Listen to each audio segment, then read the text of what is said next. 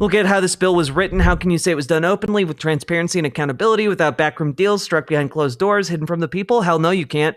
Have you read the bill? Have you read the reconciliation bill? Have you read the manager's amendment? Hell no, you haven't. Exactly. Of President Biden, and what that will change when we put prohibitions against taxpayer funded services going to be clear, I'm not looking for a prediction. I'm looking for kind of certainty about what we will be doing. Mr. Boyle, as you know, statutory pay-go, which stands for pay-as-you-go, is a law that requires tax cuts and spending increases to be offset, meaning that they do not add to the deficit. If at the end of the year congressional legislation collectively violates pay-go, those deficit effects trigger across-the-board cuts to programs like Medicare. Does this bill trigger statutory pay-go? Yes, and it's not me saying it. It is the Congressional Budget Office confirming it as of a couple hours ago. And look, this is really the breaking news, because when the Budget Committee kicked off this process approximately 3 months ago, there was a commitment by President Trump that there would be no Medicare cuts in this piece of legislation. And indeed, over the last several months, there's been no discussion of Medicare at all. There has been of Medicaid, but not of Medicare. Well, here we are tonight because, as you explained, because of the size of the deficits, because of the pay-go or pay-as-you-go act, that would trigger sequestration of Medicare, and it would total over $500 billion. The official figure that CBO confirms is $535 billion in cuts to Medicare. Jesus. And this bill doesn't waive statutory pay-go. No, it does not. So this will have a direct impact on Medicare and the federal budget, which is, again, I think a lot of people who are not following this as closely as you are probably are not aware of and will be surprised to learn about tomorrow. Chairman Hill, as you know, military service members and veterans are disproportionately targeted and endangered by financial fraudsters. And the CFPB, whose funding Republicans are aiming to cut by roughly 70%, received nearly 85,000 financial complaints from service members and veterans in 2023. And the CFPB has provided $363 million in monetary relief from enforcement actions that involve harm to service members and veterans. Our colleague from Connecticut, Mr. Himes, spoke on an amendment in your committee that would prevent funding cuts to the CFPB from harming veterans and service members. I mean, this seems like a common sense amendment to me, yet not a single Republican spoke in favor of it. No one on your side even spoke up to explain why they were in favor of not moving this amendment forward, which again I think threatens the financial safety of our service members and our veterans. So at the end of the day, I mean, this amendment was voted down. So I just want to give you an opportunity to explain why cutting an agency that protects the financial well-being of our service members and our veterans is a priority in this bill. I don't quite understand it. Well, thank you, Mr. McGovern. The plan that Republicans advanced in this reconciliation plan was to save mandatory spending, and it's our judgment, going back and looking at the history of the CFPB. Yeah, we have to save mandatory spending by killing it, and also, blasting a hole through the economy. Like that's how you do it. You kill it to save it. Exactly. Since its inception in the Dodd-Frank Act, that it could continue its core function and meet its statutory obligations at a 5% cap of the Federal Reserve's budget, which would be about $249 million this year, and that it could meet all of its statutory obligations in meeting what Dodd-Frank directed them to do, which is for large financial institutions and non-banking companies comply with consumer compliance. And we believe they can do that. Yeah, I'm hearing great concern about the impacts of these cuts, and what I worry about in a number of areas with regard to this bill is that cuts are being made not necessarily on the merits, but just because cuts have to be made. Ranking Member Waters, the CFPB has returned $21 billion to consumers over the last 14 years.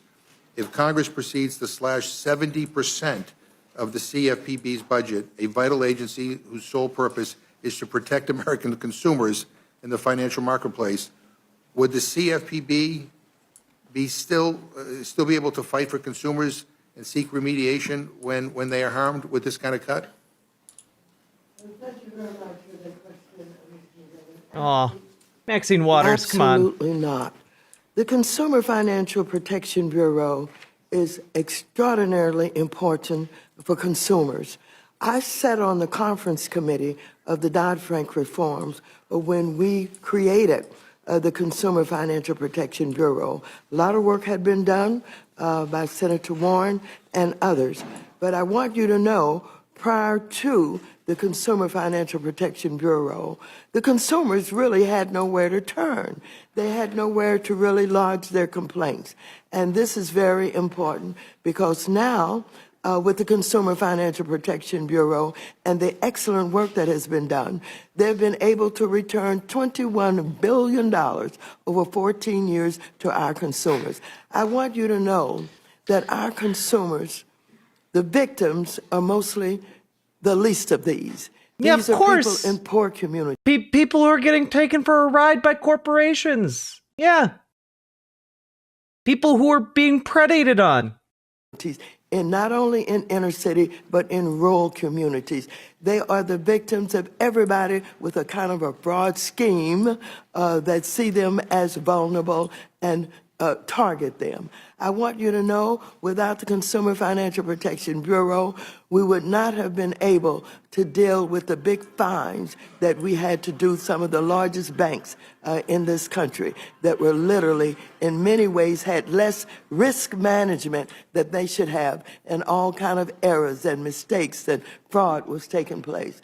And so this proposed cut of 70% literally would kill the Consumer Financial Protection Bureau. Yes. And I want you to know that even, and I'm recalling, when Mick Mulvaney was acting director of the Consumer Financial Protection Bureau, he basically said, I'm bound to execute the law as written. When he first went in, he did not request any money. And then in one quarter, he and I think one other, Kathy Kramiger, when she was there, requested almost the maximum amount in one quarter of $249 million. So this is extraordinarily important.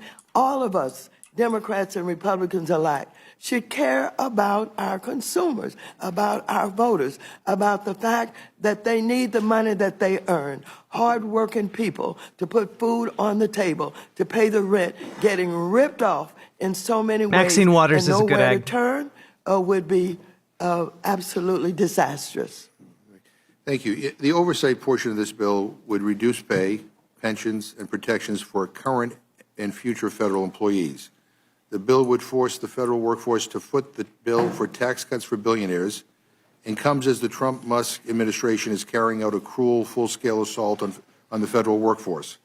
The American people and the life-saving services they rely upon will suffer the most as a result of Republicans' efforts to purge the federal government of its dedicated, high-performing public servants and politicize the delivery of basic needs and services to our veterans, our children, and our seniors. Republicans also want to extort future civil servants into giving up their protections which serve the interest of the American people who want good government workers, not completely subject to the whims of whoever occupies the White House. Representative Lynch, what would the approximate financial impact of these provisions be on the average federal worker? Okay, you got to press your mic. Yeah. If you add everything up, so the FERS annuity supplement would cost the average employee $54,000 in retirement income when they average it out over the 3 years that the average employee uses that for. Then the changing the high 3 to the high 5 costs them another $16,560 over 20 years. And then finally, the converting new employees at will, unless they accept, and plus the added money that they have to have to pay for their pension if they want to come under the Merit Service Protection Board.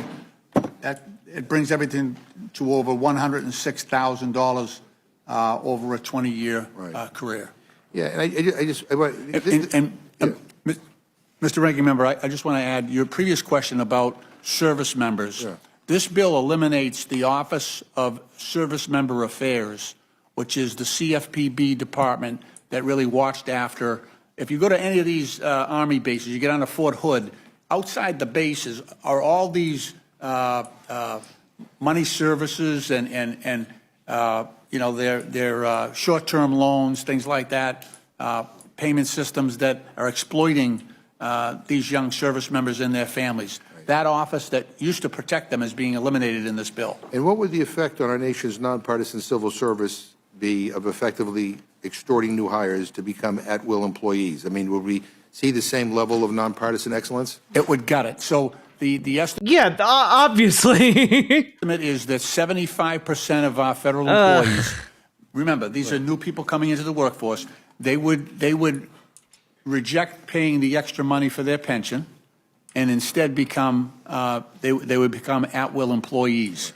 So because they have no pension at the end, they're probably going to be relying on, you know, public assistance instead of being allowed to build a pension for themselves during their working lives. And Chairman Comer, is it correct that under this legislation, your pension contributions don't increase, but a newly hired VA nurse or Department of Defense education activity teacher who wants workplace protections from political purges would pay 5% more of their salary towards their pension than they would under the current law?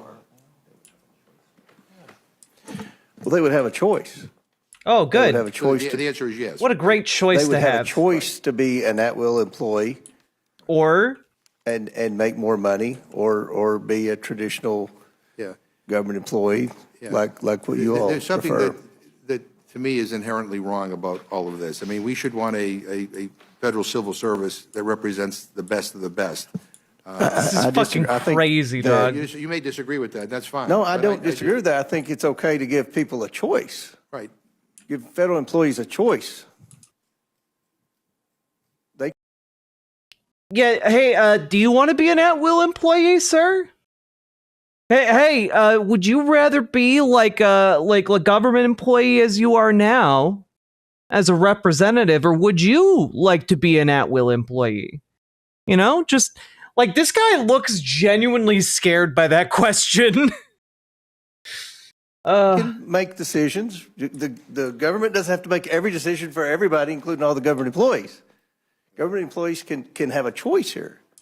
Right, but the incentives here are backwards, which that's the point I'm trying to make, is that I think there's an attempt by this administration, and you may agree with it, to basically politicize our federal workforce, to make everybody just say whatever the administration wants, and that's it. And I think this is about incentivizing that. But let me just say, my final, to Ranking Member Smith, from your time on the Armed Services Committee, it is clear that you understand the value of defense spending and investing in our military. Do you believe that an increase of $150 billion for defense over the $848 billion provided to the Department of Defense in fiscal year 2025, and with few guardrails, makes sense when the pay for is devastating cuts from essential programs for the American people like Medicaid, Supplemental Nutrition Assistance Program, which is SNAP, and student loan and grant programs at the Department of Education? I do not, and then that's why I voted against it in committee and opposed this. I mean, adding $150 billion to defense is debatable in and of itself, but where it's coming from, as I think a number of people have articulated, it's coming from all these other programs. It's also coming from just borrowing the money. And I will also say we do not yet have a national security plan from the Trump administration. We've heard that they want to cut 8% from certain aspects of it.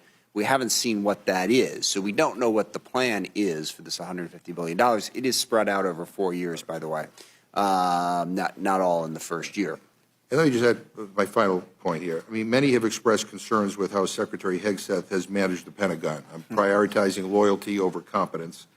decimating the military and civilian workforce Get his ass, and undermining McGovern. the effectiveness of the Department of Defense. Given that chaos, is now an appropriate time to gift the Department of Defense an additional $150 billion on top of the $858 billion that they already received in FY 2025?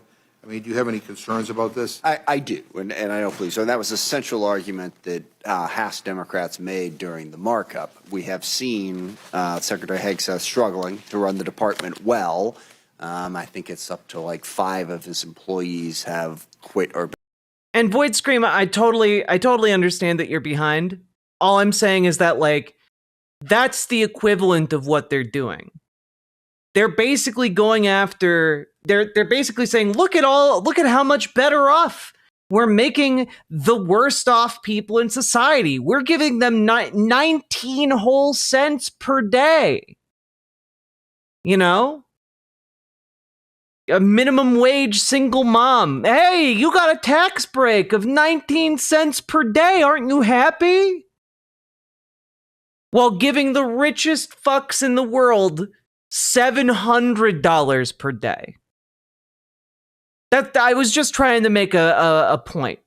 I wasn't making a point. I wasn't trying to say that homeless people are paying tons of taxes. Although you'd be surprised at how much they nickel and dime homeless people with taxation too, but that's a conversation for another day. Been fired in the first 3 or 4 months. They've had highly critical things to say about the way the department is being run. Obviously, they don't know how to control secure information. But I want to be able to talk more in depth about it than I'm able to today. Securely, and again, they don't have a plan in terms of where they're planning to spend. We don't even have an FY26 full budget yet. So, no, I don't think this department can be trusted with that. I want to thank all the panel for being here. Again, as I said before, this bill doesn't represent my values, and I'm going to be part of an effort to fight like hell to defeat this. This is bad for our country. I yield back. Thank you, Mr. McGovern. Mr. Scott, you're recognized. Thank you, Madam Chair. And Chairman Rogers, I'm going to come to you in just a second to talk about the investments through DOD, but I just want to make sure. Won't that mean we'll go into debt for our taxes? That is exactly what it means. It means our entire country is going to be $4 trillion deeper in debt as a result of this Republican bill. Not only are they gutting Medicaid and stealing health care from the worst off members of our society, but they are also throwing us deeper into debt so that they can give the richest people in the world an insane amount of money, frankly. My understanding of the current tax law is that the top tax bracket starts for married couples filing jointly at $731,200, and that rate is 37%.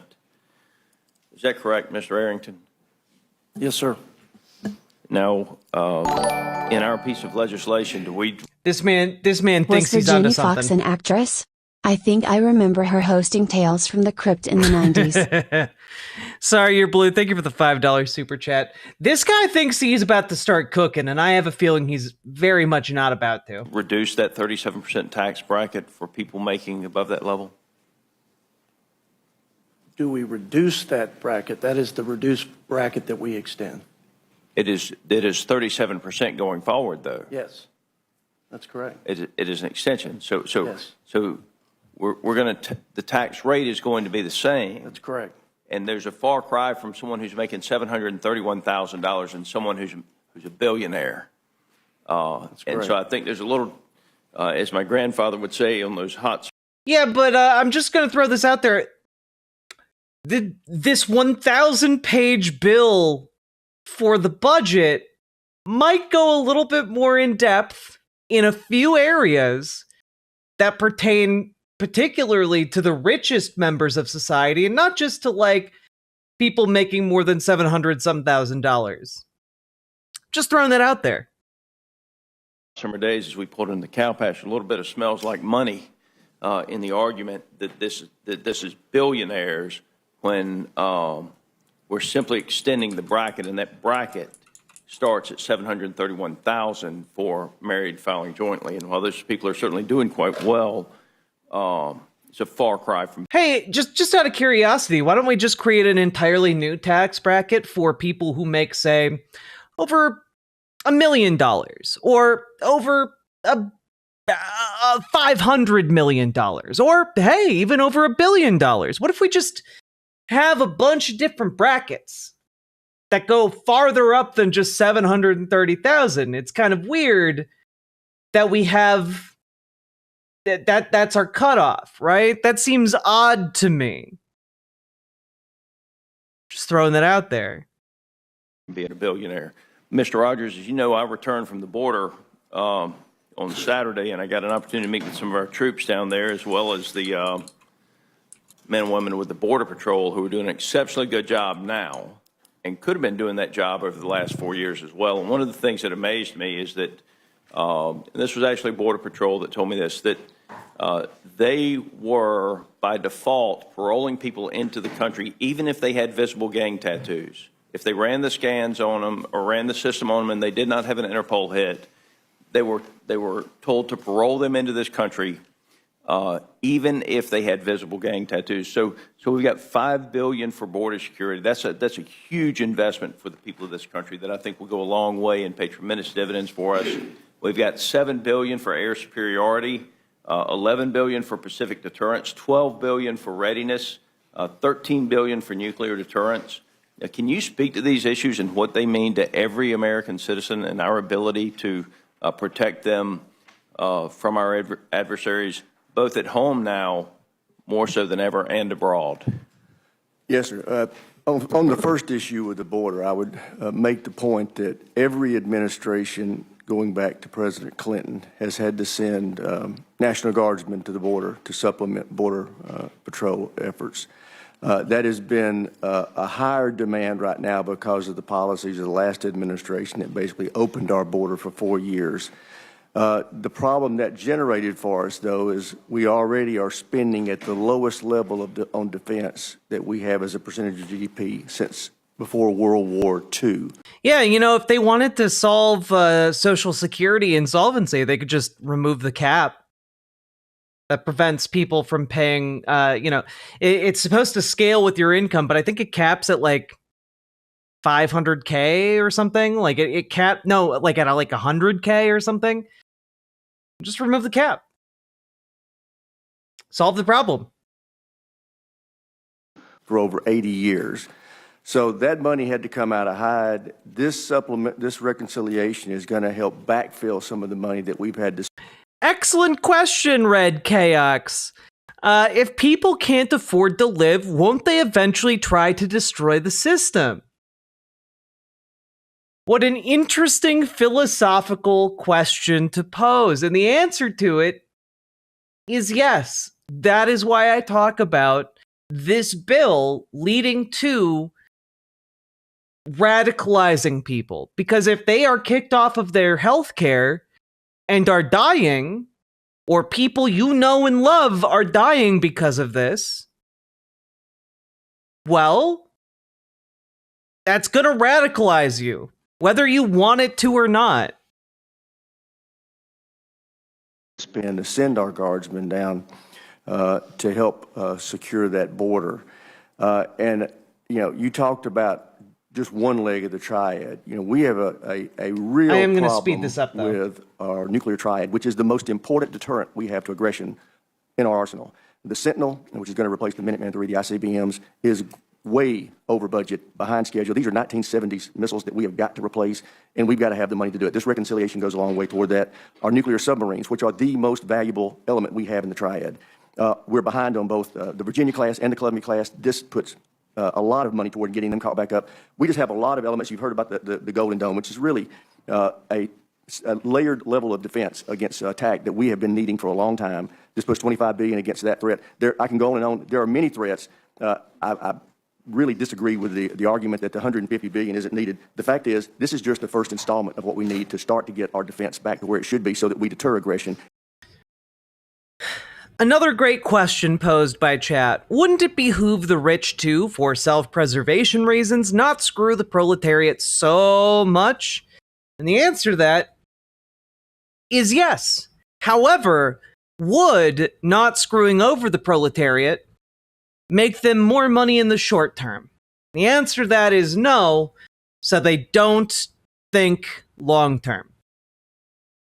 That's kind of the issue. Capitalism prioritizes short-term gains over long-term devastating losses, and they're just steering us into the iceberg and really banking on the on like some kind of insurance scam to like help them come out on top should they survive the crash and stay out of wars. Mr. Rogers, thank you. I want to be respectful of other people's time. There's an additional $9 billion investment for service member quality big of life, beautiful $34 bill billion for small shipbuilding, which will be smooth a lot of brands. jobs, Yeah, that we need in this country. The $25 billion for Golden Dome. You know, our nation's defense systems. Okay. Thank you, Van Briggs. In 2025, the maximum amount of earnings on which you must pay Social Security tax is $176,100. Thank you very much, Van Briggs.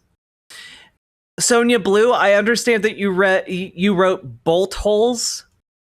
I read it as buttholes. So most have buttholes they can run to as well when the fires start. And that's true. They do have buttholes. A lot of those systems are old. They were built to defend us from systems that are significantly slower and significantly larger than the weapons that we face today. And if we do not invest in that defense system, then I'm afraid we're putting ourselves at risk for hypersonics and other weapons that are extremely fast, extremely small. And I appreciate you, Mr. Rogers. I want to say this.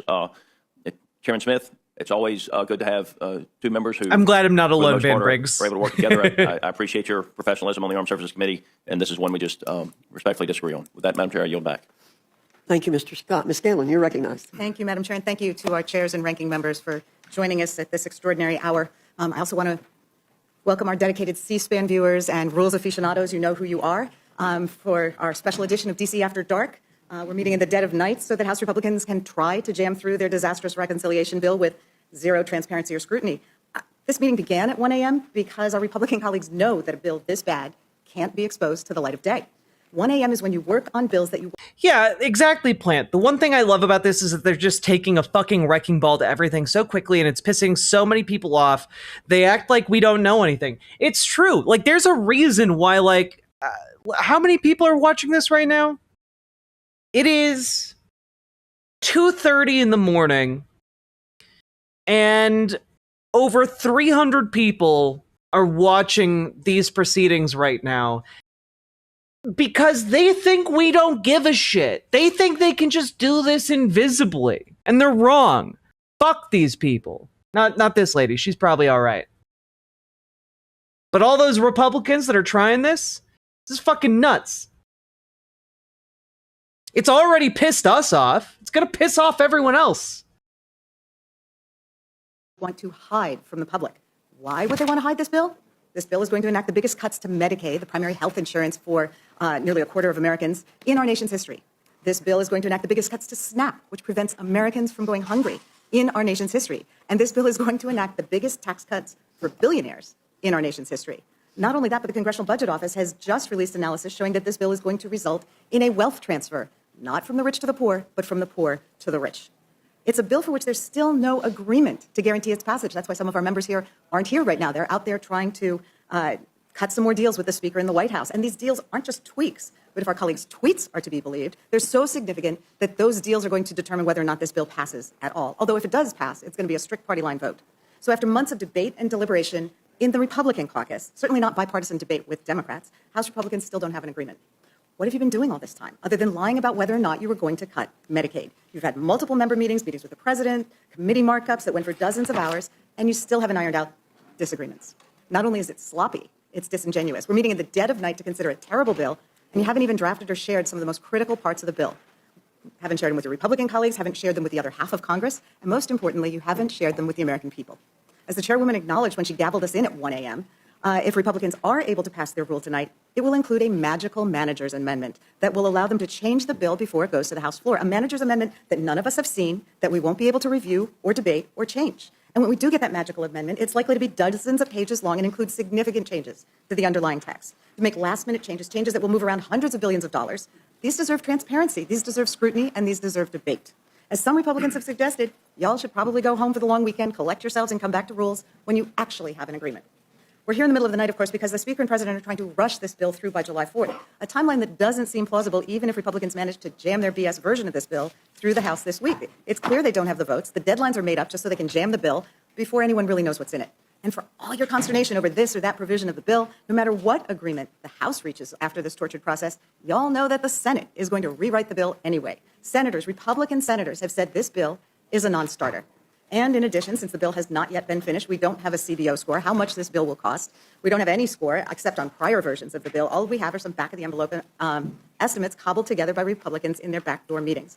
And they do not want to wait until more information comes out. Honestly, they probably were trying to get this particular committee vote done before the CBO data came out.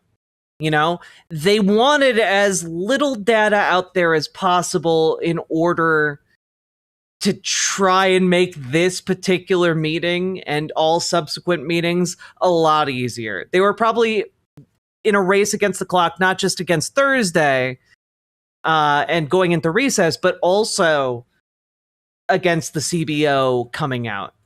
You know, they were banking on the length of the bill to delay the CBO. Yeah, shove it through before the public reads it or knows about its effects.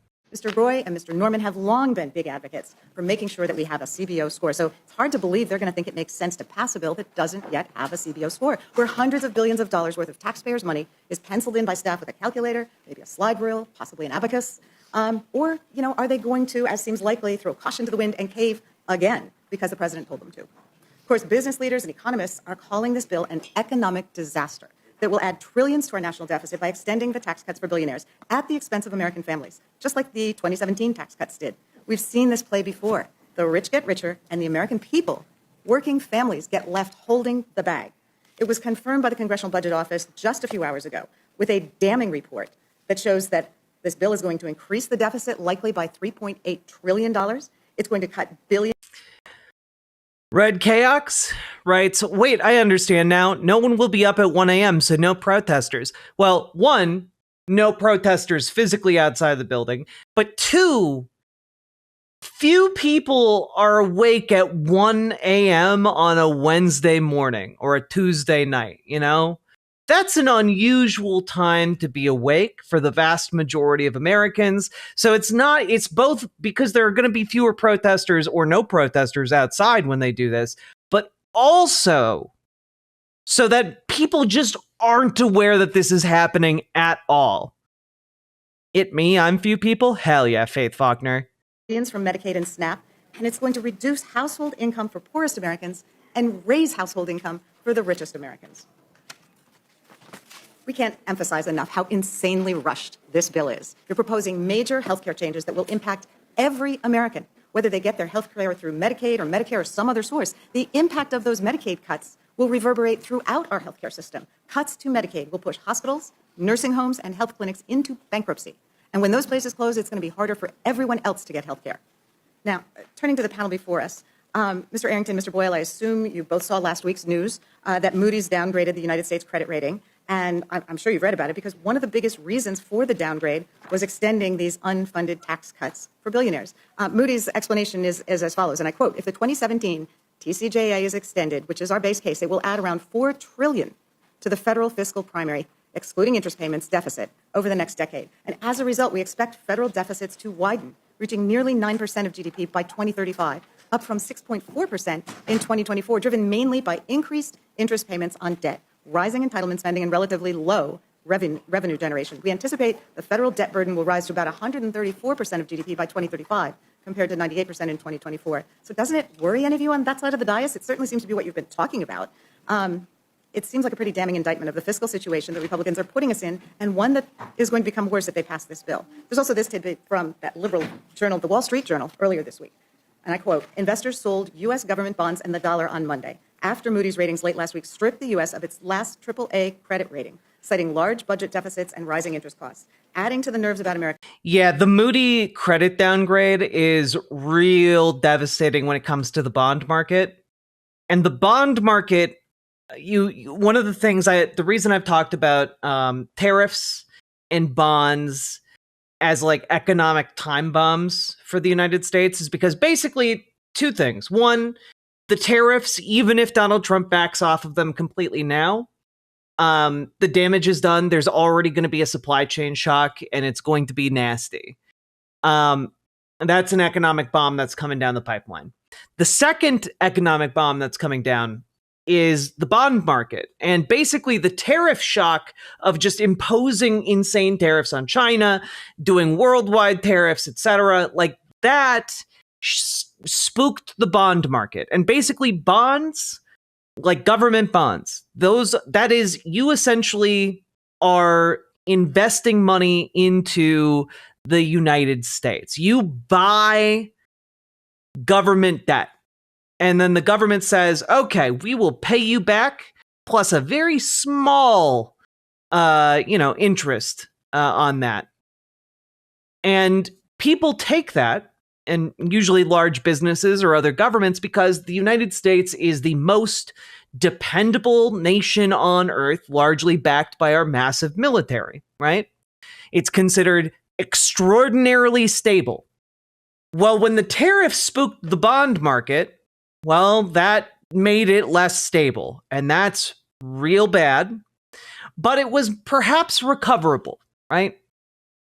However, the instability continued with Donald Trump doing, will we, won't we, who can say, tee-hee?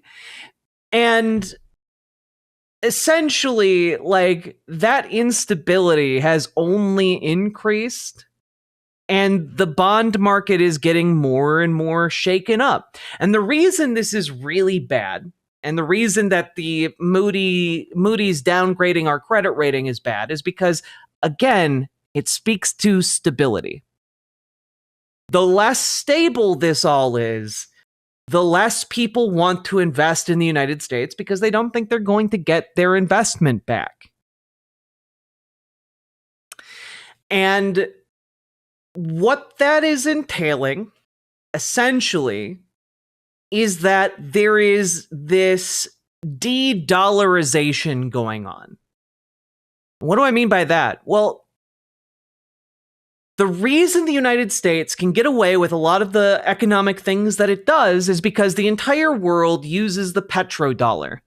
Essentially, bases, the value of fuel using US dollars. Every country on earth takes US dollars, and like that in turn backs us up. It increases the stability of our economy, and essentially that allows us to just do a lot of crazy shit with money that other countries can't get away with. If the bond market gets too spooked, then what winds up happening is the dollar destabilizes. And if the dollar destabilizes, people stop accepting US dollars. Or at least they become more skeptical of using US dollars, which in turn reduces the circulation of that money. And it causes kind of this chain reaction of, well, moving away from using the US dollar. Now, what's additionally worse about this is that usually when we're talking about trade between nations, well, different nations have different currencies. So there needs to be like some kind of like goods exchange. There needs to be like some kind of exchange medium, right? Usually that is the US dollar. And so like what you can kind of see how this disrupts like global trade. It disrupts how like how trade in the modern era functions on a global scale. It is a huge global problem for the United States to be considered unreliable economically. And so this is an economic bomb of an order of magnitude bigger than the tariff bomb that is currently hard locked in. I don't know that the bond market issue is hard locked in, but like be aware that when we're talking about like the bond market being unstable, that's really fucking bad. No. So we'll have a worse Great Depression, but just in the USA. No.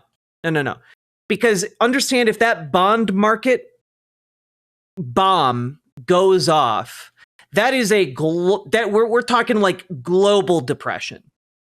We're talking global depression. It's a far bigger and farther reaching problem. And it is also exponentially bigger than the tariff thing that is coming down the pipeline. So it's really fucking bad. When she's talking about how this adds billions more on top of this, when we're talking about kicking tens of millions of people off of Medicaid, we're talking about more instability. This is catastrophically bad.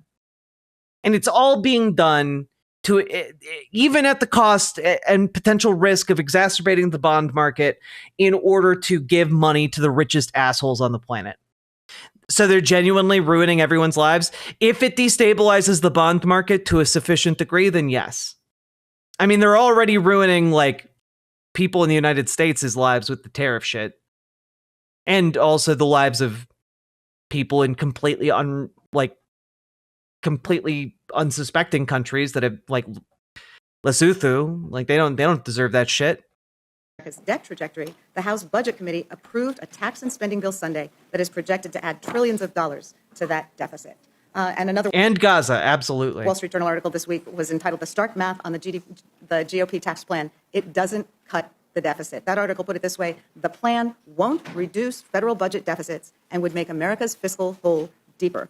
While Republicans who vowed to reduce ratings say higher economic growth will fill the gap, budget analysts across the political spectrum have panned the Republican plan, warning that it worsens the U.S. fiscal picture. So there's no way around it. Your math ain't mathing. And the consequences are going to be disastrous for the entire country. Now, as we've been looking at this bill over the last few months, as it has been clear that it was going to require drastic Medicaid cuts, we do have this breaking news this evening that it's also going to impact Medicare. Mr. Boyle, this is a major revelation, and it's exactly why this bill is not ready for prime time, barely ready for the 1 a.m. time. So can you talk about how this is a backdoor cut to Medicare, which is going to cut for seniors, and what's going to happen if the bill passes? Yes, as CBO showed, because of the deficits that are baked into the Republican bill for billionaires, that would, because of something called the Pay-As-You-Go Act, or PAYGO, that would trigger sequestration of Medicare. And it would, again, according to the Congressional Budget Office, be to the tune of over $500 billion to Medicare, one of the biggest cuts to the program. Indeed, I would say the largest outright cut to the program in American history. There are some who might want to argue and rebut that by saying, well, we'll just go ahead and waive PAYGO. It's actually impossible in reconciliation because it would not meet to the requirements of the Berg rule. So you cannot waive PAYGO. These cuts to Medicare will happen if this bill becomes law. Thank you. That's obviously really concerning. Now, we've talked a little bit already about the fact that there isn't a CBO score for whatever the current version of the bill is, but we also know that there are ongoing negotiations about this bill. One of the things we've heard is that there may be an agreement on this SALT deduction, which has been so concerning to some of the Republican members. Is that agreement with respect to SALT likely to increase the deficit or decrease the deficit? Well, I mean, obviously, if the SALT cap is raised even further than what was in the bill that was voted out of Ways and Means and passed out of budget when we basically put all of the component parts into one, then basically one of two things would happen. Either... By the way, if any of you are wondering why are they talking about SALT? Why are they talking about SALT? SALT stands for state and local tax deductions. Like that, basically, it's the deduction cap that I think it's like $40,000 a year, something like that. It's some wild shit, you know. Basically, this has been a main point of contention between Republicans in blue states want like a higher SALT. It's like a whole thing. We don't have to get into it, but just understand they're talking about state and local deductions on taxes. There we go. To find even more cuts in order to pay for the loss of revenue or you would simply see these deficits increase by even more. Okay. That's what I thought. Thank you. The prints from oversight and financial services aren't too great either. It's in these committees that our Republican colleagues snuck in some really bad stuff they're hoping. Void Scream, thank you for the $5 super chat. I really appreciate that. Thank you for that BWA energy, even this late at night. Will get lost in all the headlines about taxes and Medicaid. I'm really concerned by the Oversight Committee's contributions to this bill because the proposed changes to the federal employees' retirement system amount to a major pay cut for our nation's civil servants. It's a cruel policy. It takes earned compensation away from millions of hardworking people just to make a paltry dent in the staggering cost of their tax giveaways. So I know we're going to talk about the tax cuts later, but this is a multi-trillion-dollar handout to millionaires, billionaires, and Fortune 500 companies. It's the biggest government handout of all time. And to shave some dollars off the cost, Republicans are going to cut 13 million people off their health care, and it's going to force a punitive pay cut on federal employees. Mr. Lynch, I think you said 2.4 million employees. These are the public servants who work for you and me and our families and neighbors all across America, and they often do so for less pay than they would receive in the private sector. Well, if you want to say your piece, Void Scream, I will read what you would have written for your dono. Because they're dumb, but because they're committed to public service. They give us tomorrow's weather forecast and tell us whether we need to shelter from tornadoes and floods. They prevent crop blight and the spread of dangerous diseases like bird flu. They make sure that the respirators used by coal miners and surgeons actually work. They make sure our food is safe to eat and our water is safe to drink. And these people whose pay is being so casually cut are FBI agents, Coast Guard employees, and doctors and nurses at VA facilities. So at a time when the FAA is struggling with staffing shortages that are impacting air travel, Republicans are going to make that problem worse by cutting the pay of air traffic controllers. These provisions are an unmitigated mess. I'd like to think that we can all agree, no matter the size or shape of the federal government, it should be effective and responsive to the needs of the American people. It should be able to efficiently carry out these core responsibilities, and the provisions in this bill are undermining our ability to do that. So, Mr. Lynch, can you speak to how the oversight provisions in this bill are going to impact federal employees, including those serving in roles that are critical to our national security, our health, and our transportation safety? Absolutely. Thank you for the question. Your reference to the VA is very astute. So in a city like Boston, our VA nurses probably earn between 25 and 30% less than the nurses at the private hospitals, and there are a bunch of them, right? So now what we're seeing happening is that because of the shortage of nurses that occurred after COVID, a lot of nurses just retired. Now they're pulling nurses from the VA. They're leaving the VA and they're going to work because they've got less hours, they got more pay, more benefits. So we're competing now, and you know, this is going to make it much more difficult to retain those nurses. And the ones that have been there a while are the most valuable, right? It takes a while to get a nurse trained up, and fully skilled. It takes a few years. And, so that's created a huge shortage in that whole metropolitan area. And that's happening all over the country where nurses are leaving the VA, doctors in some cases as well, therapists. So we're creating this real shortage at the VA. Our caseload. So right now we have a 250,000 backlog of cases at the VA because we don't have the personnel to respond to that need. So we're really in a crisis. Obviously the suicide hotline, we've laid off people there, which is ridiculous because we've got a crisis on our hands right now. So all of this will exacerbate the problem. You've hit on that in your remarks already, but this just amplifies the problem, tenfold with these cuts. They'll be leaving in droves. Your remarks about the VA are very well taken because I've heard the same thing from the VA facilities in my region, that the staffing cuts and the potential for pay cuts, the standards that are requiring nurses and doctors at the VA to see so many patients that they feel that they are not only not helping the veterans who they're trying to serve, but in some cases the standard of care is becoming harmful. And under those circumstances, we are starting to see an exodus of doctors and nurses from the VA, which this bill is only going to put on steroids, I'm afraid. The financial services print, of course, is no better. What Republicans are trying to do here is deeply alarming. It guts the Consumer Financial Protection Bureau. I mean, if you want to talk about a bureau that's had a fabulous return on investment, as you mentioned, billions of dollars returned to American consumers, this bill defunds the only federal agency dedicated to making sure consumers aren't getting scammed by credit card companies, payday lenders, mortgage servicers, and shady fintech operators. It's returned over $19 billion, $21 billion, I think you said, to consumers since its founding, and that's money that was stolen or unfairly taken through illegal fees, abusive practices, or deceptive marketing, and the Bureau was able to get it back for American consumers. And now Republicans want to defend it, not because it's ineffective, but because it actually works. And we know why. Because the Trump administration has already started dismantling the agency from within. In the last 2 months alone, the Consumer Finance Protection Bureau has quietly dropped 9 lawsuits that it brought against companies like Capital One and Rocket Homes. Years of investigation and enforcement work has been tossed in the trash with no accountability and no restitution for consumers. It's also frozen dozens of ongoing investigations, many into companies with long records of abuse. These companies have been accused of everything from improper loan servicing and unfair interest charges to failure to protect sensitive consumer data. And now, thanks to new political leadership handpicked by the Trump White House, those investigations are dead. Investigators can't call witnesses, issue subpoenas, or even talk to company lawyers unless they get direct political approval, and that approval isn't coming. Meanwhile, these This lady's very doing same great. companies, it's such an amazing coincidence, have given generously to Mr. Trump's campaign and especially his inauguration fund. Meta, the parent company of Facebook under investigation for allegedly misusing consumer financial data, donated $1 million to the inaugural committee. Greenlight, a fintech company accused of misleading families about debit card access, is back. I've been radicalized since Bush. I have fatigue. I need to be doing more, but I'm exhausted. Thank you for doing what you do, comrade.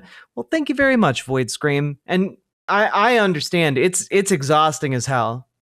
You know, like I just, you know, there's a part of me where I'm like, I feel like I need to be doing more too, but like I also just I do the maximum that I'm able. And at a certain point, I just have to sit back and say, you do what you can. You know, you do what you can, where you can, how you can, with the skills you have. And like, that has to be enough. Yeah, something from each according to their ability, something. You're doing a lot. I appreciate your faith in me, comrade. By a Trump-aligned venture capital firm. And Elon Musk, whose company is launching a new mobile payments business, posted delete the CFPB on his social media after Trump's election. And of course, we've heard quite a bit about how much he's donated. So this isn't policy, it's payback. This is what happens when you let billionaires and campaign donors write the rules. And now House Republicans are trying to finish the job by defunding the CFPB entirely. So, Ranking Member Waters, can you speak more about this apparent corruption happening at the CFPB? Well, allow me to say to you, Ms. Scanlon, you aptly described what has been happening with the Consumer Financial Protection Bureau. It is one of the most needed and effective agencies of government that have done everything that you said they've done to assist our consumers. The Consumer Financial Protection Bureau has been hated by the Republicans ever since it came into its existence. They've tried to kill it, and we've been in court all the way to the Supreme Court on several issues, and we keep beating them back. But now, Trump and this administration want to cut them, even though we tried to protect them when we created them by having their financing come directly from the feds rather than going through the Appropriations Committee. And they tried to attack that and other ways by which they thought they could get to the Consumer Financial Protection Bureau. They're finally coming up with ways by which they think they can do that. But the way that we have been in the courts with the Consumer Financial Protection Bureau, they still would be alive after a huge cut. But they would sit there and not be able to do anything. They wouldn't be able to do the investigation. They would not be able to protect those very consumers that the law created them to take care of. And so there are many in this country who fight very hard and are very disgusted with what is happening in an attempt to basically undermine them and get rid of them. This is a terrible thing that this administration is doing. You would think that both Democrats and Republicans would care enough about the consumers that they would protect this one agency that has demonstrated that they can do the work and the investigations to help get rid of fraud and ripoffs, as you have identified. And so this is what we should be fighting. I'm going to continue to fight. Like I said, I was there at the Consumer Financial Protection Bureau, and we're all worried so very much about what is going to happen if, in fact, the administration has its way. And again, you have correctly identified it and talked about it in ways that everybody should understand. It's really stunning that an agency that has been this successful in protecting American consumers is being zeroed out, when the only folks who are going to benefit are going to be large corporations and folks who are taking advantage of Americans. And apparently we don't, but I would hope that we would have bipartisan agreement that an agency like that should remain in place. I'll yield back. Thank you, Ms. Scanlon. Mr. Jack, you're recognized. Thank you, Madam Chairwoman. And Chairman Comer, given that I serve on the Oversight and Government Reform Committee, I will focus my line of questioning on you. And I'll just note from the outset, too, that you've done an incredible job with your leadership with the committee. You do a great job for your district, for the Commonwealth of Kentucky, and our country. You referenced this in your opening testimony, but could you just clarify for the committe your legislative jurisdiction over mandatory spending? It's pretty narrow, is it not? You're exactly right. Let me say, you're a good member of the Oversight Committee, Mr. Jack. We're glad to have you on there. But we're all very good limited, friends. to mandatory spending. All we had that would fall in the legislative jurisdiction would have been the federal employee benefits. Fair enough. And it's my understanding that federal employees get a hybrid pension that consists of both a 401k type defined contribution plan known as Thrift Savings Plan or TSP, and a defined benefit annuity known as the Federal Employees Retirement System or FERS. How do these benefits contrast with those offered in the private sector? Yeah, you're right. The private sector employers have shifted away from defined benefits towards defined contribution retirement benefit programs in recent years. And unlike what's provided in federal service, few private sector employers actually maintain both such benefits for retirees. In fact, a recent Department of Labor report indicates that only 15% of private sector civilian workforce had access to both defined benefit and defined contribution plans. And a question many of my constituents ask is, do taxpayers fund pensions for federal employees that are generally more generous than the ones they themselves receive? And are there any credible recent studies on that? Yes. According to a 2024 CBO report that I requested, CBO found that in 2022, federal employee benefits cost about $31 per hour worked and $22 per hour worked for private sector employees. Thus, benefits for federal workers cost 43% more per hour worked on average than benefits for private sector employer or private sector workers. Fair enough. One thing that you mentioned in your testimony, and I've heard you speak over and over about, more than 2 million federal retired employees currently receive federal pension benefits costing more than $100 billion annually, with taxpayers showing most of the expense. I just want to repeat that for the committee. 2 million federal retired employees that currently receive over $100 billion in benefits from taxpayers combined together. And just to be abundantly clear to those who spread this information, the changes your committee print makes to the federal retirement system do not affect the benefits of those retired employees. Is that a fair statement? That is 100% correct. That is Yeah, we're not, look. We're not fucking over current retirees from these programs. The future retirees from these programs. You guys just don't get it. You guys, like, it's fine if we do it to newer retirees. You know, sure, they might have worked for the last 40 years, but, like, you know, what's another 10 years to them, huh? God, I hate these people. It's opposite of what some of the Democrats in Congress have been saying. It does not affect those. The benefits of those are already retired are not impacted, and the change we make to the first benefits, the supplemental retirement benefits, takes effect for those retiring after 2027, so that's a 2-year delay. Exactly. And just to clarify, for those future employees, people that may not be hired for years from now, I think they're given a choice when they're hired. Right. It changes in that aspect, but for those retired, it does not. But could you just walk us through what happens as it relates to those who may be hired in the future? Yeah, in the future, they're going to have a choice. They can be an at-will employee, or they can be the traditional government. Why the fuck would you choose to be an at-will employee? Fuck you. Yeah, maybe they just don't want retirement benefits. People just don't want to be able to retire. They just love working. An employee that Mr. McGovern cherishes, and James Comer's one of the dumbest motherfuckers in Congress. They would receive a higher benefit if they want to be a traditional employee that's protected with the very generous federal employee personnel laws that are on the books. Then they can do that. So I think this is our proposal saves billions of dollars, and I think it gives federal workers a choice. Well, one thing I want to focus on as well is, my district, I'm just south of the Atlanta airport. I represent an enormous amount of air traffic controllers and heard a lot from the air traffic controllers throughout this entire process, and would just love for you to walk the committee through how air traffic controllers are treated as it relates to some of these changes. I know we worked at great lengths to ensure that we're recruiting the best, enabling the best system for air traffic controllers to thrive so we can keep our skies safe. Yeah, and Mr. Jack, you've done a great job advocating for them on the Oversight Committee. And I want to be correct a statement that was stated by a Democrat on the Rules Committee earlier. The air traffic controllers are exempted from any changes in this bill. That's in print. So that. Oh, well, that kind of sounds like that, like, anyone that isn't exempt is getting fucked over by this bill. That's crazy. It's weird how that works, huh?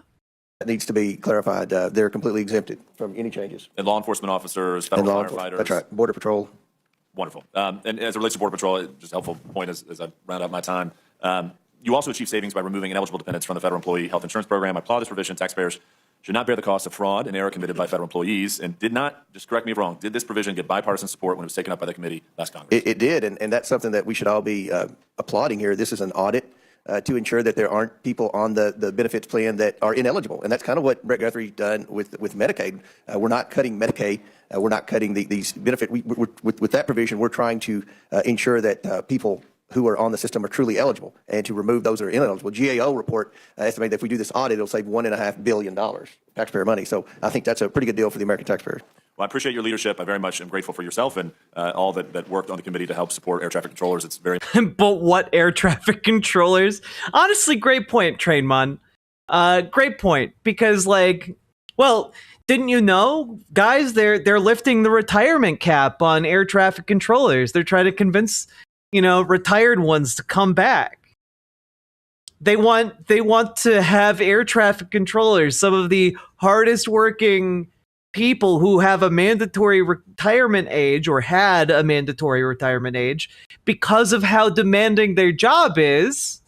They're bringing the ones that might have lost a hitch in their step. Bring them back. What could go wrong? Important in my district. And with that, Madam Chair, I respectfully yield back. Madam Chair? Madam Chair, I just want to point out, you called this meeting, and I'm looking at who's here. There's 4 of us and only 3 of you. And your members can't be bothered to even sit here. Get him, McGovern. And I just say that because if that continues, we're going to move to adjourn. So I hope that your members will, since you called this meeting, will actually be here present and listening to the... Yeah, get their asses for leaving. Just point that out and say that we will feel obligated to move to adjourn again if that continues. Thank you. Mr. McGovern, our members are in and out, just like your members are in and out. You were gone for about 30 minutes. And so we always allow people to move in and out. There are more of us here right now, and we're in the minority. Well, our members. This has been a tactic in the Agriculture Committee. I don't know about the other committees where Republicans just get up and leave. And so I think people ought to be present here. At least you ought to have more of you here than us here. Thank you. There are more of us here than you. So there's no reason to delay this meeting any longer than it is. Mr. Neguse. Mr. McGovern, I'm just gonna throw it out there. I would not think less of you if you use the 1-2 punch style of debate. Okay, I wouldn't think less of you. What I'm saying is there's no need to delay this meeting any longer than we have to. Thank you. Recognized. Thank you. Thank you, Madam Chair. Good morning, all the chairs and ranking members. Thank you all for being here. Thank you for your testimony. Got a lot of questions, but I guess first I want to, maybe the chairwoman will indulge me, give her an opportunity. This 2-tier thing has been done before by my father. My father works at the post office. Lower pay and benefits for new employees started years ago. Yeah, I remember this was a big thing when John Deere workers were striking, because essentially part of like what union workers at the John Deere plant were dealing with was management was trying to fuck over newer workers by offering them worse and worse benefits based on seniority. And like, it's just not okay. We can't stand for that. This is a time-honored union busting strat. Get the workers fighting on like between divisions of seniority. It's a classic move, and it sucks butt. To say a word, and that is my assumption, and I think the assumption for most Americans is that the reason Republicans have decided to notice this hearing and proceed at the dead of night is because this bill is indefensible. It sounds like maybe you have a different reason, and so I guess I'm trying to understand, why was this meeting scheduled for 1 a.m.? Why are we meeting at 3 a.m.? What was the rationale? Or is there a rationale that am I mistaken? I think my opening statement stands for itself, Mr. Neguse. Okay, well, I appreciate that, Madam Chair. I would just say, your opening statement essentially, as best as I could tell, were ruminations about what happened in 2007, 20 years ago. I wasn't here. Most of us weren't here. I don't know that that is a cogent rationale. 2022, 2.5 years ago. And so the basis for scheduling this hearing in the dead of night is that you've decided that this is just the way things should work, and that this is, I'll just proceed. I'll just say this, Madam Chair. It does not take... No, you honestly just stick with it, man, because like I do not understand either. Outside of them being cowards, it would be great if they could produce a different rationale. Take more than a cursory review online to find quotes from just about every member on the other side of the dais, including you, Madam Chair, back in 2009, again, a long time ago, regarding a stimulus bill that you described as rush legislation that was thrown together, quote, who threw together the final stimulus bill in the dead of night. Another bill that you, quote, said, the bill that was finalized in the dark of night. So I think it's an unfair and unreasonable mischaracterization of our position and with respect to the disagreement we have about this process unfolding in the dead of night. And it makes no sense to me why House Republicans didn't notice this hearing for 6 a.m. or 7 a.m. It would not have been a difficult thing to say, yeah, instead of meeting at 1 a.m., we're just going to meet in the morning. And the American people are going to be able to watch and hear this fulsome debate and be able to reach their own conclusions. That doesn't seem like an unreasonable position to take. And I suppose, and maybe I'll start with Chairman Arrington, because I know him to be a reasonable person. Welcome back to the committee. I don't know. Now I'm nervous. Well, I don't think you were here in 2007 either. Maybe you were. No, I was not. don't think you were. Is this, you can't possibly agree that it is a prudent thing to do to have this hearing at 3 a.m. Is this how you imagined legislation would be made in Washington when you were running for Congress, Mr. Chairman? Really? I imagined that we would have the sense of urgency to complete the task in Oh, fuck off, dude. What speed is this on? This is on 1.5 speed because we fell like 30 minutes behind what was happening. In the time frame that we set. And so the 5 hours between doing it at 1 a.m. and doing it at 6 a.m., that's the urgency you're describing? What deadline is there on Thursday, or I guess tonight, getting this bill done? What is the... Well, as you know, there are time frames associated with each phase of the process. When you were conducting regular order, I'm very proud that this has been bottom-up, committee and member-driven, and it's been a regular order process. Mr. Arrington, and the goal was... Honestly, I love this new line of questioning. I'm glad it's a breath of fresh air. Like, yeah, this is kind of horse shit, isn't it? Like, why are we doing this? Why are we doing this horse shit plan? I like it. We need more of this. Was to have it done by Memorial All right, Weekend. I was hoping I could... I'm not saying you I would give me an intellectually honest answer, the kind of answer I think that your constituents and my constituents in Colorado and your constituents in Texas would expect, which is to say, obviously, this isn't reasonable. It does not make sense. This isn't transparent to hold hearings at 3 a.m. on a bill of this size and this scope and this scale. That's not in the best interest of the country. You could just as easily delay it 5 hours, let the American public have an opportunity to listen to this debate, and then vote on the bill on Thursday. And all of you could go home for the district work period. So this false sense of urgency for 5 or 6 hours makes no sense. And again, I understand that's your rationale. I think the American people are smarter. Shock buzzers on every congressperson's chair. Raise tax money by selling buttons to American citizens. Than the House Republican caucus are giving them credit for. They know what this is about, and when they wake up, invariably, later this morning, and they find that this bill was reported out of this committee in the dead of night, I think they'll reach their own conclusions about House Republicans' commitment, or lack thereof, to transparency. And just for the record, because I want to be an equal opportunity advocate here with respect to some of your colleagues on the other side of the aisle who serve on this committee, who apparently have decided not... Oh, Benny Luca, thank you for the $2 super chat. Appreciated. ...to attend the very hearing that they demanded we hold in the middle of the night. But they have spent years condemning late-night rule committee markups and bills that are reported out. Mr. Norman, I'm just going to read some of his greatest hits. This is from 2019. 2,300 pages, less than 24 hours to read, debate, and vote. Oh, and $400 billion added to our national debt. That's an ex post. Another one. New swamp minibus dropped at 2 a.m. Actually earlier, I guess, than where we find ourselves today. We're expected to vote on $1 trillion in spending tomorrow. It's 1,000 plus pages. This won't be good. Diving in now. Another one. You'd never be expected to sign a 1,000-page document to buy a new car in a day. Why should Congress be expected to sign off on 1,000 plus pages resulting in $1.2 trillion in spending in a day? That's our colleague, Mr. Norman. I'll be very interested in what he has to say when we wrap this hearing up at 10, 11 a.m. later this morning. Mr. Arrington, I want to talk about the deficit. I've known you historically to be, I thought, somewhat of a deficit hawk. At least that was that fair characterization? That is fair. At least prior to this bill? Even with this bill, let's get into that. I'll ask you a couple questions on that front. Okay, this bill does not reduce the deficit, you lying sack of shit. A gentleman by the name of Ray Dalio, I haven't had the pleasure of meeting him, says, Ray Dalio to House GOP. This is on the House Budget Committee's website. Cut the budget deficit to 3% of GDP. This was his admonition to you and to your Republican colleagues that it was a laudable goal to try to get the deficit to 3% of the GDP. Do you agree that that's a laudable goal? Yes. Is that something you're passionate about? Absolutely. What's fascinating is that the Committee for Responsible Federal Budget just issued a press release today. You might have heard it. You might have read it. I'll read you the headline. House bill would put 3% deficit far out of reach. So this goal that you have, that you seem to be particularly passionate about, is one that is not embedded in this bill that you're asking your colleagues to support, according to the Committee for Responsible Federal Budget. You're familiar with that organization? I am. And I think they've featured you at different times. I think they've applauded you, if I'm not mistaken, in the past. They're good people, and good people can disagree. Let me read to you what these good people have said about your bill. They have said, and I'll quote, unfortunately, the House Reconciliation Bill, the One Big Beautiful Bill Act, would increase deficits significantly. The House Reconciliation Bill would put the 3% deficit target further out of reach. These are your allies. I mean, these are people who are fighting for a responsible federal budget, who've been imploring the Congress to take deficits seriously. A month ago, you had folks coming in saying, Mr. Chairman, get to that 3% target. Yep. And now you have these experts that you've praised in the past telling you you're way off the mark. Make it make sense, Mr. Chairman. Well, to get to a 3% deficit to GDP, which would stabilize the debt, you've heard Secretary of Treasury establish a similar metric. Worshipper of Olympians, thank you for the $5 super chat, Canadian. Who are we rooting for? We're rooting for the Dems in this case. This guy is a Republican. The other guy is a Democrat. Would take $7+ trillion in spending reduction. It's a great goal, and it's a clear one, and it's measurable. But just like coming out of the World War II, 120 roughly percent debt to GDP, we're comparable to that today. Actually, have exceeded it.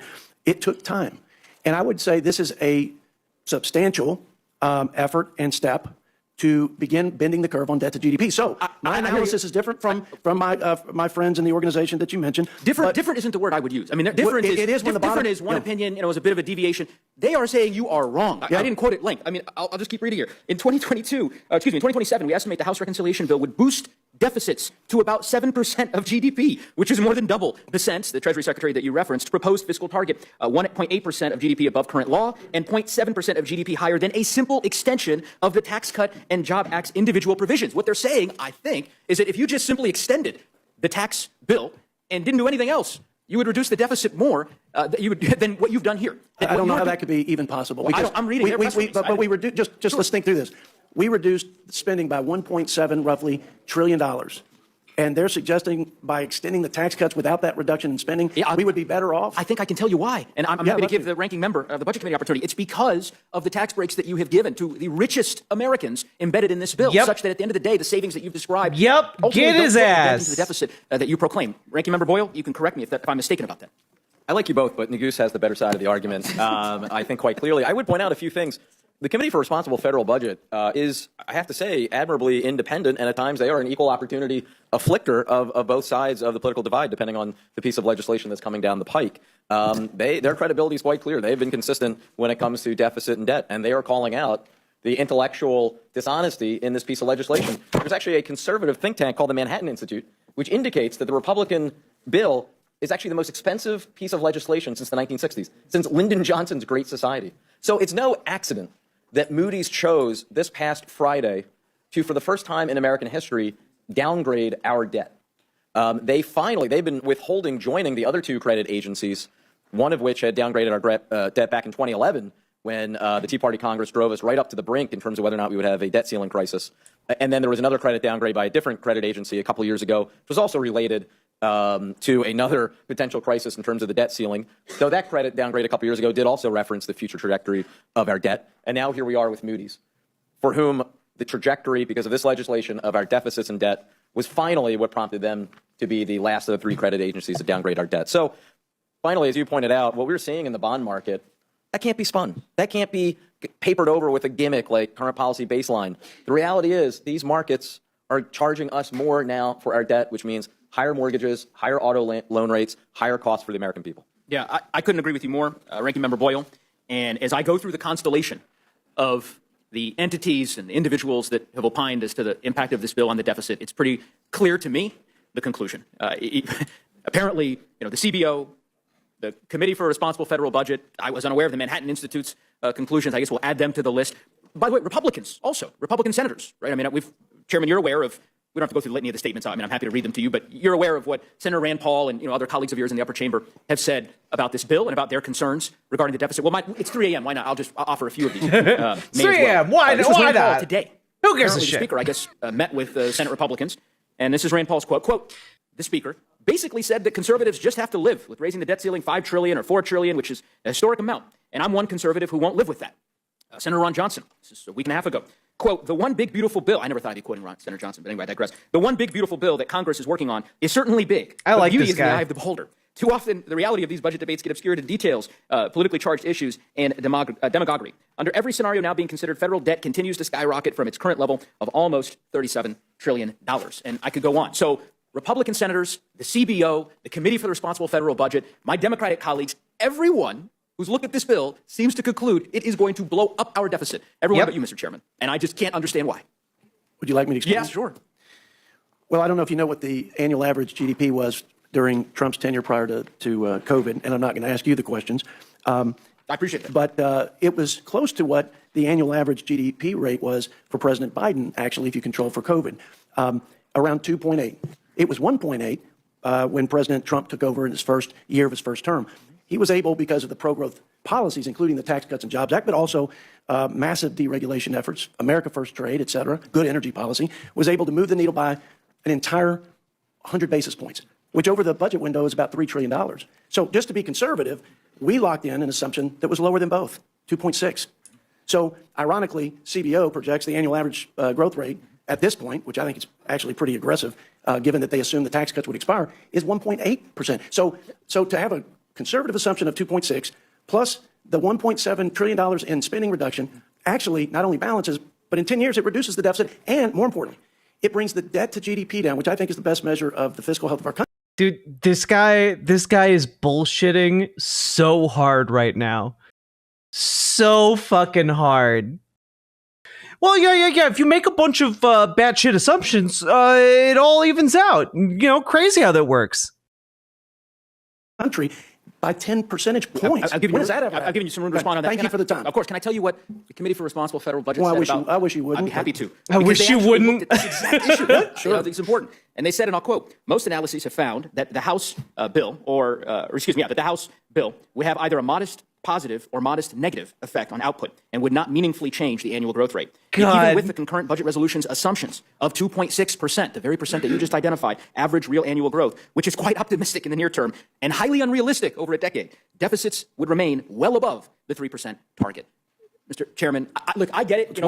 We've been through this routine previously. Yes. I know when you testified in front of the committee before, I recognize you're here selling a product that I honestly don't think that you agree with, but I understand the assignment. And so I will just simply tell you, I don't think that this bill is in the best interest of the fiscal health of our country, and there's a reason why virtually every expert has reached the same conclusion. Yep. I want to ask some questions of Chairman Hill, if he might indulge me. So can you just describe to us, Chairman Hill, the impetus behind the Public Company Accounting Oversight Board? Public Company Oversight Board, what we've done is we've transferred. No, not what you've done recently. I'm asking, why do we have it? How was it created? It was created during the crisis around the failure of Enron. That's right. So it's in the wake of Enron, in the wake of WorldCom. And there was an assertion by the Congress at that time that all public accounting firms needed an independent regulatory body. Correct. And that assertion, you probably are aware, was supported by an overwhelming majority of the Congress. Mm-hmm. It was. And so we're continuing that oversight of public. Do you know how many members of Congress voted for that bill to create the Public Accounting Oversight Board? The vast majority. Very few people voted. 431. Yeah. 431. So much bullshit. By President Bush, right? And you all have chosen to eliminate it, right? Not true. You're not eliminating it. No, we're transferring the authority to oversee the public accounting from the PCAOB to the SEC. To the SEC, got it. But you're not allocating any funding to the SEC to actually perform these duties, right? There's no money in this bill for that. We are taking the fees that were being charged to the companies and eliminating those fees. I understand you're eliminating the fees. Yeah, so my point is, you said, I'm not dismantling the agency, but we're moving it to the SEC. But we're not giving the SEC a dime to do any of these critical accounting functions that virtually every Republican in the United States Congress supported a mere 20 years ago, right? We're cutting the mandatory. I was unfamiliar with the game of this representative from Colorado, but he is absolutely eviscerating these people. Spending that is in this currently in the budget for the PCOB, transferring those authorities to the SEC, and I'm sure they can come to the Congress for appropriations. Got it. So in the interim, there will be no public accounting oversight activities, right? Yeah. That's not true. The work of overseeing the public accounting firms will continue. By who? We've contemplated that in the bill in the terms of the phase-out. It's in the reconciliation bill. Describe it to us. I guess I'm trying to understand. You're saying it gets moved over to the SEC. There's no new funds. There's no mandate. There's a phase-out period in the reconciliation bill, and that will afford the SEC the opportunity to seek appropriations. So does the bill it gives the SEC the opportunity to seek appropriations. So until that agent, and of course we have no idea as to whether or not the Congress will ultimately consent to that appropriation request. There's also no language in this bill that mandates that the Public Accounting Board, the personnel who work for this entity now that's been in existence for 20 some odd years, are rehired by the SEC. That's true. Okay. This is coupled with, obviously, we've gone to great length, and Ranking Member articulated well the cuts to the CFPB, and I know you don't contest that, the 70% cut, obviously, to the Consumer Financial Protection Bureau. We're taking the cap of the amount of money the CFPB can request from the Fed from 12% to 5%. It's not being cut, as the gentleman from Pennsylvania asserted, to zero. It's also not the only agency that does consumer compliance in the financial services sector. I understand your rationale with respect to that secondary part, but I just want to zero in here on the financial piece, because I guess my read of the bill was that it will significantly reduce the funds that are available for the CFPB to be able to perform the duties that it's responsible for executing under federal law. The CFPB is often lost in federal court time and time again for exceeding its authority, proposing regulations that are not statutorily approved, proposing new functions that are not statutorily approved by Congress. And we believe that the money that is in the 5% cap is adequate for them to do their compliance responsibilities under the Act. Yeah, again, I got your question. I hear your rationale for opposing the CFPB. I was just trying to get a better sense. I didn't say that. I said we think this is the adequate That's adequate for them to perform the function, but that it is a significant reduction in the resources that they have. And I understand in FY 2019, it was exactly around $250 million. This year in FY 25, they're proposing $800 million in spending. And yet, in our view, the spending is adequate to be at $250 million, looking at their own analysis of their own personnel, compared from when it was at its full initial operating phase in 2012 and comparing it to today. We believe it's adequate. Okay. Financial Stability Oversight Council, reducing funding by 90%. No. No? What we've done is the fees that are the budget for the Financial Stability Oversight Council, which is supported by bipartisan members of the Congress. We're simply saying that it's the actual expenses. So the Office of Financial Research, where that revenue takes place. No. It's not. These aren't cuts. You don't understand. It's a totally different guy named Guts. It's not 3 cuts in a trench coat. It's just my good friend Guts. Good night, Alan Smith. We've looked at the 3 years average used to support the FSOC's operation. We've capped it at that 3-year average level for the actual functioning expenses of FSOC. We're not eliminating FSOC. We're not eliminating the funding for FSOC. I want to give the ranking member an opportunity to respond, and perhaps she can clarify if I'm misunderstanding the nature of the way in which FSOC's funding will be implicated. So I'd like to have that clarified. First of all, I want to go back to the microphone.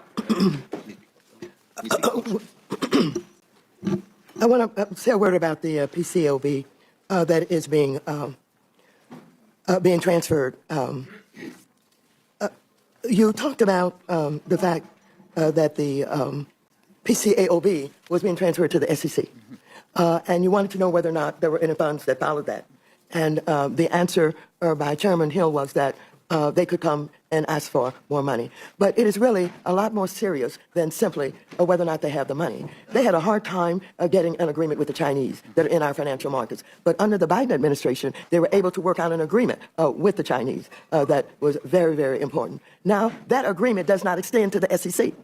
And so that means that the SEC, the auditors won't be able, perhaps, to deal with China, Germany, and a lot of the other places. So this is very, very serious, and I just wanted to say that. Next, you were talking about the council. FSOC. About why it is so important and what is happening to it. Well, the council is very important because we are at a time when all of these crazy tariffs are being initiated by the President of the United States of America. And we have rising inflation also. This means that the cost of loans are going to be much more expensive. I want you to know that investors around the world are freaking out, unsettled about what is happening. And so what you have is not only the unsettlement, but the uncertainty that is being created by these tariffs. And we haven't talked a lot about tariffs here tonight. And the president is giving all these excuses why he wakes up in the morning and decides that he's going to change the amount of the tariffs. And he said that the reason that we're having all these tariffs is they aren't paying their fair share, and he's going to use the new money that he's going to collect for manufacturing, et cetera, et cetera. He's going to do all of that. However, I want you to know that these tariffs are being placed on bananas and coffee, and that has nothing to do with what he's saying he's going to use the money for. So the council is so very important as we take a look at what needs to be known with this crisis that's being created and how the federal government could get involved much sooner than what happened in 2008. And so we need it. If you just take a look at what happened with AIG, which is one of the biggest problems that had to be corrected, they got in charge of that, and they were able to not only give new oversight, but it was restructured, and it was no longer a threat. So it's very important to have the council and the research that goes along with it. Well, I would say thank you, Madam Ranking Member. And I would just say, Mr. Chairman, Chairman Hill, I respect your expertise. I know you've worked on these issues. I know you've served in the Treasury Department, and I understand.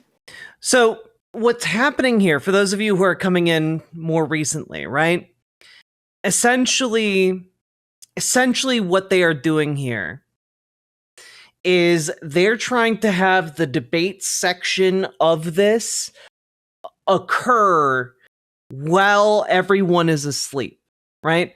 Rather than it happening during the day, rather than there being like up to the minute, like reporting throughout the entire day. They're trying to minimize the news story here so that it is smaller, so that people don't really see it, etc. Like, this is happening at 4:30 in the morning. Like they're trying to bury the story. That's the entire purpose of what is happening here. And so they're doing it right now, and that's why we're covering it, because frankly, if they don't want people to know about it, I want you guys to know about it 10 times harder. The policy reasons that you might have, and we were directed. Let me finish. It wasn't a question. That you believe with respect to some of the changes that you're seeking to make. My simple suggestion is that the changes you are making to the accounting board, to the CFPB, to FSOC, taken together in the aggregate, all of these agencies, these entities were created for a reason, right? And they were in the wake of very serious financial crises that engulfed our country. And I just don't. I don't think that it's in the best interest of American consumers to pursue these kinds of changes. I also think they're policy changes, and that ultimately, if the parliamentarian in the Senate is abiding by precedent, that they shouldn't make it through the birdbath. But that's a different inquiry. So, in any event, I will move on. My final question to Chairman Comer. Mr. Chairman, so with respect to the exchange you were having with one of my colleagues earlier about the exemptions that you all crafted into the bill regarding air traffic controllers, that's in relation to the at-will, this distinction essentially between giving federal employees the choice of choosing the at-will employment versus non-at-will employment, federal protections, but a higher retirement contribution. Am I right? That's what the exemption is applying to? What's that? I mean, I don't understand your question. Why don't you describe to me, I wanted to better understand the new language you all have adopted regarding air traffic controllers and law enforcement. They're exempted from any changes. Any of the changes that you all are making with respect to the federal benefits system. That's correct. Yes. Okay. That didn't exist in the original bill, or was that not the case? There were exemptions for Border Patrol, and they were, I guess you could say, partially exempt. Yeah, and that's the genesis of my question. Was I'm really drilling down on, and your staff director, I think can write this issue around the provision that I would say compels, you would say offers federal employees this choice to choose at-will employment and a higher contribution for their retirement benefits, right, or to stay within the federal protected system and have to pay a higher contribution on their end. That original provision did not have the exemptions that you all have added now for law enforcement, for Border Patrol, for air traffic controllers. That wasn't in the bill that you all marked up a few days ago that the Republican majority on the bill approved. Or am I wrong about that? That's correct. Okay. What I am interested in is, was there a discussion, and are you willing to have a discussion, particularly as you consider a manager's amendment, to draw out a similar exemption for veterans? So veterans who have rights under the in the current system, if you're a veteran and you work at any of our federal agencies, right, but you don't fall into this particular job classification exemption, you have rights before the Merit Systems Protection Board that you can adjudicate, right, as a veteran. And my point is to simply say, why wouldn't you draw out this exemption to include veterans, irrespective of whether or not they fall into this classification or not? Look, the bill can be amended through the process. I mean, this is, we passed out, we were given instructions to say $51 billion. We met that. And look, during discussions, there's going to be minor changes made here and there. With respect to at-will, I want to make it clear there are certain states that have at-will civil service employees. Some of those states are Georgia, Texas, Florida, and Utah. So I don't think there's anything groundbreaking or unique here. No, I'm not. But what I'm suggesting is you crafted this exemption over the course of the last 72 hours. You added a very large exemption to this bill. That's hey, Malachi, how you doing? With respect to what you've drawn out here. Clearly, you have the capacity to just add veterans. You could do that now. There's negotiations apparently happening somewhere in this building.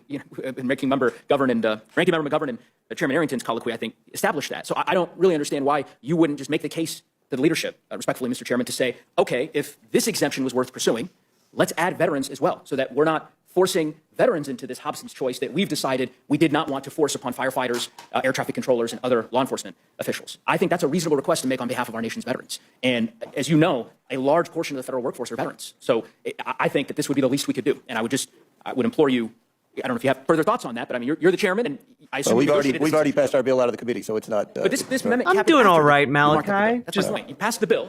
It included no exemption. Pissed as fuck at all of the events. Border Patrol was a limited exemption, as your staff director noted. You've added that in the last couple of days because there were stakeholders who made clear their outrage, which, by the way, was expressed by Democrats, I understand, during the markup, and Ranking Member Lynch can comment on that if he'd like, but I think Democratic members of the committee made the case that this ought to be, obviously, we believe it should be. Well, Democrats want to spend, This guy is like fucking single-handedly wrecking their shit. It's great.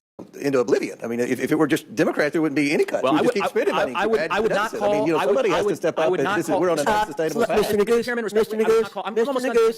you ask a question. Mr. Comer was attempting to answer your question. Okay. Mr. Neguse, there is no prize here for talking the longest. Well, Madam Chair, I had intended to finish, but I've got about 7 more questions. I guess I'll proceed with Mr. Comer. Mr. Comer, go ahead and finish your question or your answer.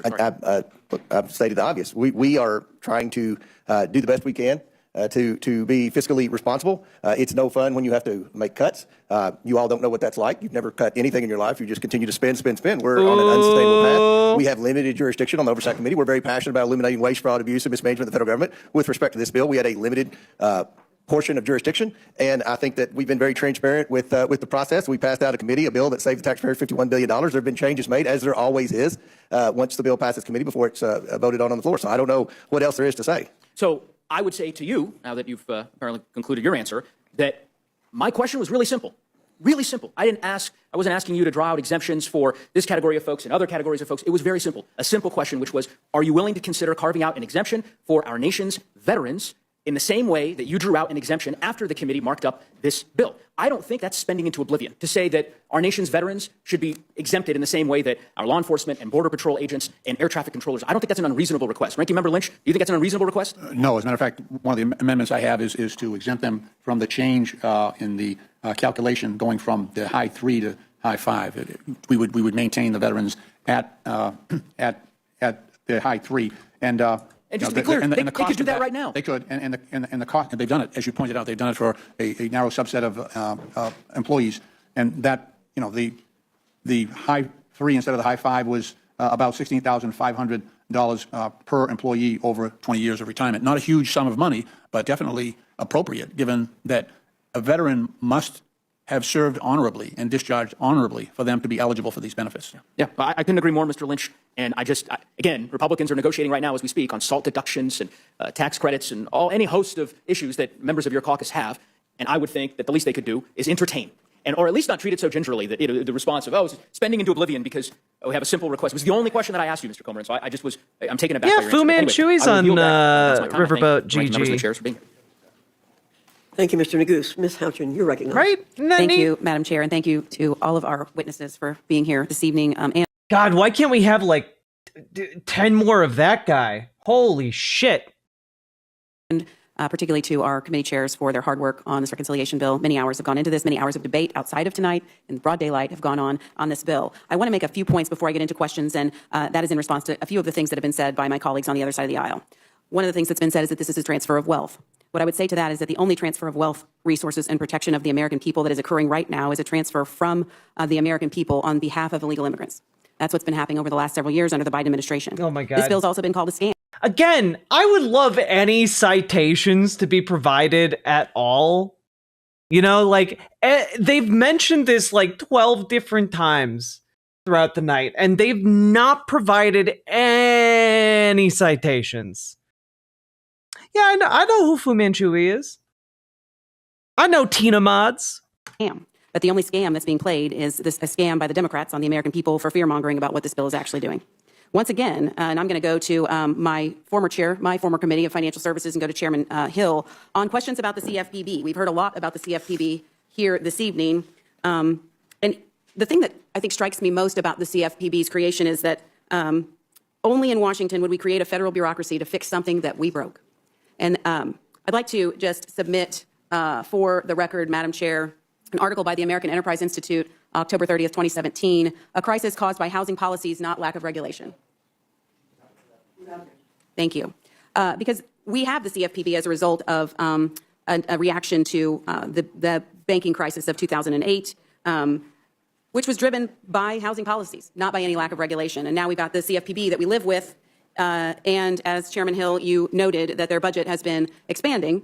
Notably, their budget expanded during the Obama years and declined during the first Trump administration and expanded again during the Biden years, now to $823 million in fiscal year 25, direct from the Treasury, transfer without having any oversight by the Congress. So we've heard that consumers are going to be left without any protection if we get rid of the CFPB, or if we decrease their funding to roughly the $250 million that we've set in this budget. Is the CFPB the only federal agency, Chairman Hill, that provides consumer protection? No, Ms. Houchin, it's not. Each of the bank's supervisory agencies has a robust, continuous exam process for all the consumer compliance requirements. The CFPB's focus in Dodd-Frank was to focus on depository I'm not a banks famous person, that were larger than Fu $10 billion. Basically, there's 5,000 banks or thereabouts that are smaller than that, and they are having their compliance for lending purposes or deposit purposes fully supervised by the existing bank supervisors. Also, the SEC, the Securities and Exchange Commission, is deeply involved in consumer compliance responsibilities under the securities laws. And we can't forget the Federal Trade Commission, which is very involved in consumer compliance. And those are the principal federal agencies for consumer credit, consumer deposit issues, both for banks and non-banks. And then we cannot forget that the states also regulate non-bank consumer finance, and the state's attorney generals enforce those laws. So there's no lack of oversight and consumer protection in the financial services space. And therefore, that's why, in my judgment, since we're here talking about a reconciliation bill, that the Consumer Financial Protection Bureau can complete its statutory tasks under Dodd-Frank with the 5% cap of the Federal Reserve funding.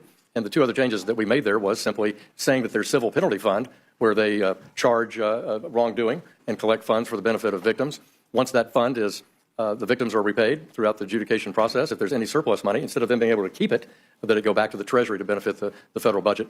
And likewise, we say that while they're a unique agency because they have no oversight, they have no congressional appropriation, they have no inspector general, they have no real full compliance with Administrative Procedures Act, for example, in their rulemaking. They've been struck down in the federal courts for overreach. Yeah, you know, the good-natured banks that are looking out for all of us and definitely not prioritizing their bottom line profits.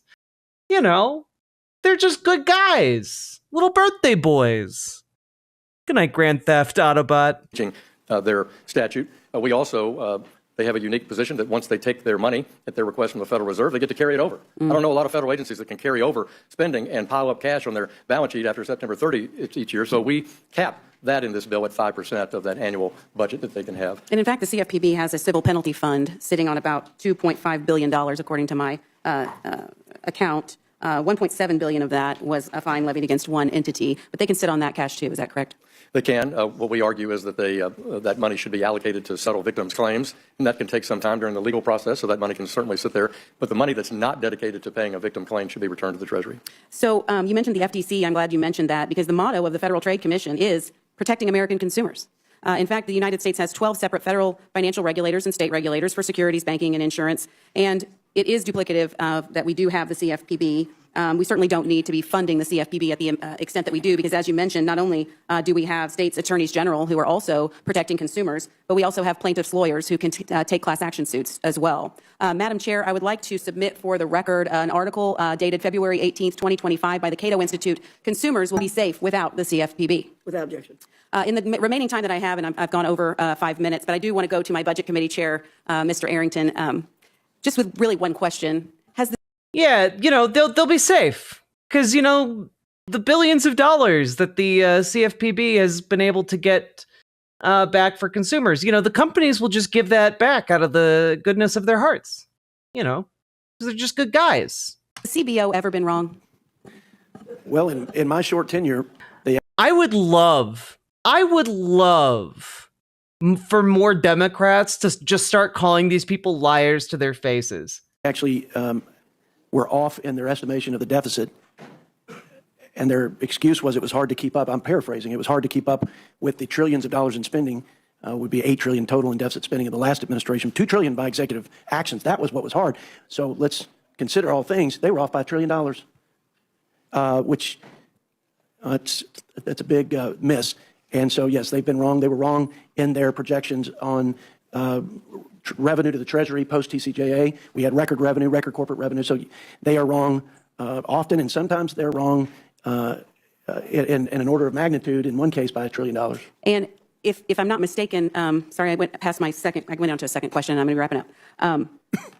They underestimated the cost of the IRA, and they underestimated the benefits of Trump's Tax Cuts and Jobs Act. Is that correct? Along with underestimating the cost of Obamacare and a whole list of other things, but that is correct. I will say that JCT was the initial scorekeeper or administered the score for the IRA tax credits, green energy tax subsidies, and they were off by almost 4 times the actual cost. So all this conversation about how reliant we should be on CBO scores to tell us what the cost of what we're doing is going to be, CBO has not been all that reliable, and as history has shown. Is that correct? That's correct. And if I may, Ms. Houchin, I'd say the best predictor of the future is past performance. And what we tried to do is be conservative about a growth assumption at 2.6, which was under the annual average of both President Trump and President Biden. I thought that was the responsible thing to do, which forced us as a conference to put these gentlemen in the position, among other authorizing chairmen, to dig deep on rooting out waste in this, the people's government. I'm very proud that in the end, it's reducing the deficit by about $175 billion. We need to do more. We need to rinse and repeat future reconciliation bills.